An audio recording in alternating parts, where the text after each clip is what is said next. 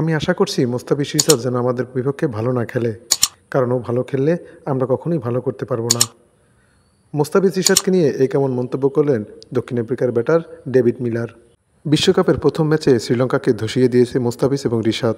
মোস্তাফিজ এবং রিশাদের বোলিংয়ে দক্ষিণ আফ্রিকার ব্যাটিং লাইন আপ কোণঠাসা হয়ে পড়তে পারে বলেও মনে করেন এই ব্যাটার। তিনি বলেন, শ্রীলঙ্কার বিপক্ষে তারা যে অগ্নিঝরা বোলিং করেছে সেটা আমরা দেখেছি। নাসাউ কাউন্টি ক্রিকেট গ্রাউন্ডে তাদের বোলিং আরও ভয়ঙ্কর হবে। এর কারণ হিসেবে বলেন, নাসাউ ক্রিকেট কাউন্টি গ্রাউন্ডের পিচ অনেকটা মিরপুরের মতো। এই পিচে রিশাদ এবং মোস্তাফিজ দুজনেই ভালো করবে। প্রসঙ্গত, পয়েন্ট টেবিলের 1 ও 2 নম্বরে আছে যথাক্রমে দক্ষিণ আফ্রিকা এবং বাংলাদেশ। দক্ষিণ আফ্রিকা চাইবে বাংলাদেশকে হারিয়ে সুপার 8 নিশ্চিত করতে। অপরদিকে বাংলাদেশও চাইবে এই ম্যাচ জয়লাভ করে সুপার 8-এ তাদের অবস্থান শক্ত করতে। তাই বলাই যায় এই ম্যাচটি দক্ষিণ আফ্রিকা এবং বাংলাদেশের জন্য খুবই গুরুত্বপূর্ণ।